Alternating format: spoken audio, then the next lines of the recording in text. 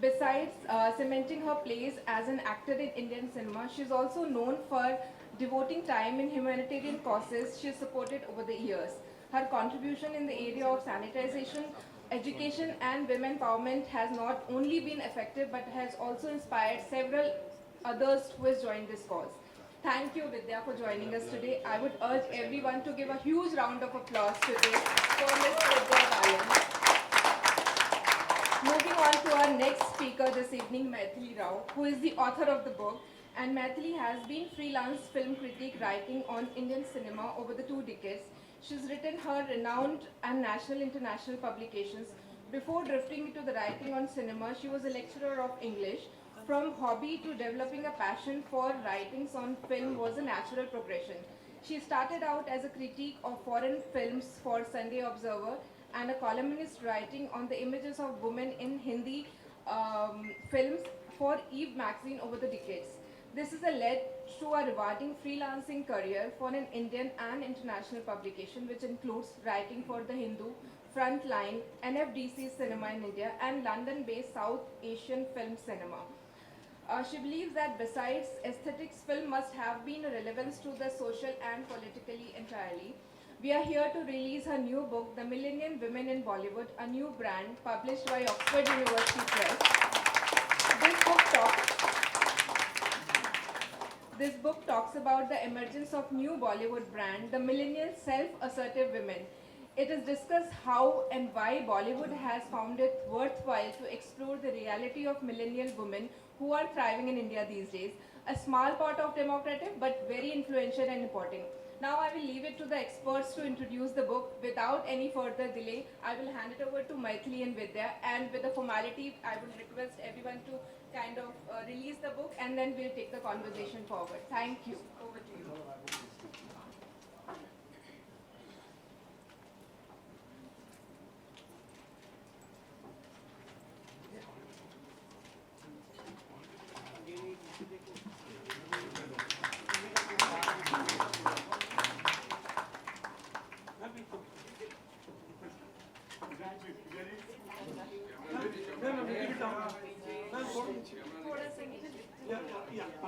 Thank you.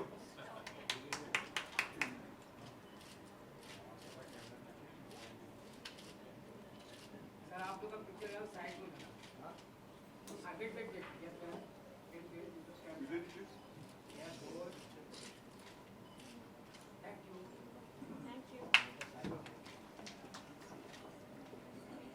Thank you, everyone, and we will start the event today. Maithili, over to you.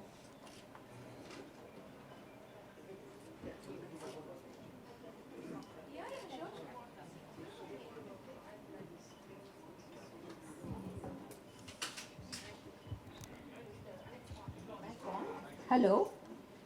Thank you all. First of all, thank you, Vidya Balan, for so readily agreeing to release the book. I didn't expect it, actually. Firstly, hi Maithili, because this is the first time we're meeting, but I had read Maithili's name in publications over the years, and I knew hers was a credible name. But most importantly, she told me she was carrying my face on the cover. Hi everyone, good evening. So I think that was, that tempted me. And of course, in all genuineness, I was very intrigued to read the book, but I said yes to you even before I did, because I knew it was something that I would be interested in, and a lot of other people. Thank you for that vote of confidence. Okay. And thank you all for coming here. There are so many distractions on a weekend evening in Bombay, and thanks for coming. This is homecoming for me. I lived in Bombay till about 5 years ago, and it feels like coming home, to this warmth and this excitement of this city. But I'm pretty happy in Mysore, which allowed me to write this book without much distraction. And the title says it all. I'm not going to, I hope you'll buy the book and then see what the book is about. The title says, I was intrigued by this. I used to spend a lot of time in the US during the summer vacations, because of my daughter and my grandchildren living there.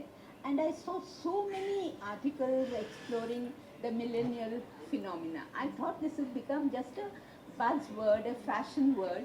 But then when they talked about the demographics, and then they have millennials are those who are born after 1985 and reaching adulthood in the new millennium. But then there are post-millennials, the Z generation, Generation Z. And then I said, there's a continuum in it. It doesn't happen in a vacuum. So I was interested in actually the evolution of the Indian woman in the portrayal in popular cinema. So in my book, I go back and forth. I go back to Mother India. I go back to Dunyana Mani for the rebel in Indian cinema. And then there's also, we had the parallel cinema, which made an impact. So because that, I got so deeply involved when I was writing the book on Smita Patil. So then I found that the equivalent is happening in the new millennium in Bollywood, with the coming of the indie filmmakers. And they made such a huge difference to the way they gave agency to women, the way even in a rom-com, normally it's like, the old rom-com was boy meets girl, boy chases girl, she resists, then she gives in, little obstruction from family, and that was the formula. There I found a really great change even in that formulaic film. And then we have, as E.T. said, Vidya portrays woman the hero. Actually, I have a chapter called Woman the Hero. Whereas, and then it connects to the hero myth. And then it is like a monomyth that is applicable to all cultures. The quest, the impediments that come in the way, and how he, but now it applies to she, overcomes this. And I found it fascinating that there are so many films now in the recent past where you can have woman the hero. And then there is also women at work. Because earlier you said, oh, kaam karti hai, but what, you never show her in the context of work. So I found that there are so many films that are showing a woman as work is very important to herself. So these were the things. And then of course, no means no. Pink and Anarkali of Ara, that said that, but it's no doesn't mean maybe, or an implied yes, but no means really no. And then another chapter that I really enjoyed writing was the subversives.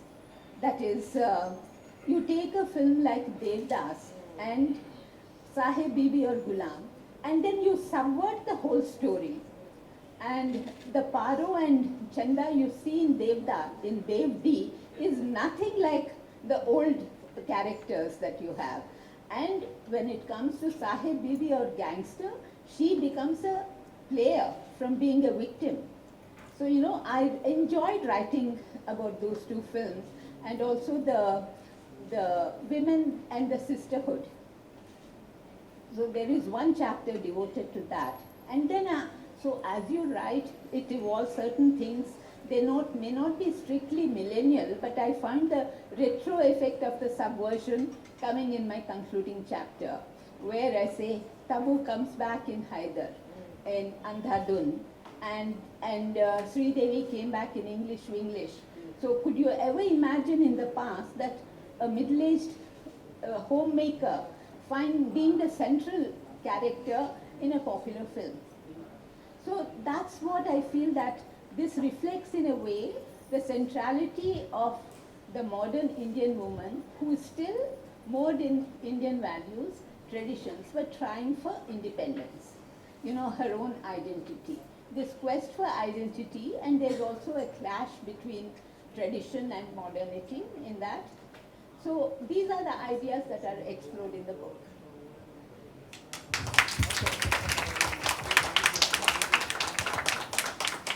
So I think we'll get to, instead of a monologue, we'll have a dialogue now. No, but I think it was very important that you laid out for everyone what all you really explored in the book. I've had a chance to read parts of it. Ajayji. But this has given us a sneak peek, everyone a sneak peek. Yeah. So I didn't want to, not full disclosure Yeah, right yeah, now. yeah, So yeah. I have to keep the interest alive in Right. the book, so that you go and find. And one more thing, this is not a very academic book. It's a serious book, looks at cinema in a serious way, but there is no academic jargon that comes between you and the book. Okay. So that, I think that's why, I feel that, okay, there are a couple of chapters where I set out the framework. What makes the millennial woman important? As it said, as I say, it's a very small demographic when you see a vast country like us and our population and the differences, class, caste, education level, there's so many.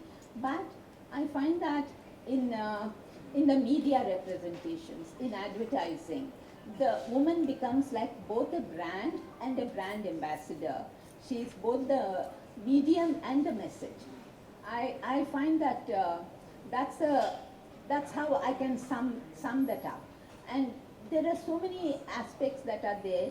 There are small town girls I've seen in Bangalore coming from small towns. They're all got exciting jobs in the IT sector or so, and they are living away from homes, as sharing an apartment, which was something more like what used to happen in other countries in the West. But ladki ko aisa akele rehne ke liye bhejna, that's not done here. So there's so many careers opening out, and then this is not just a sociological thing, but it's also culturally. I found that now I've been living in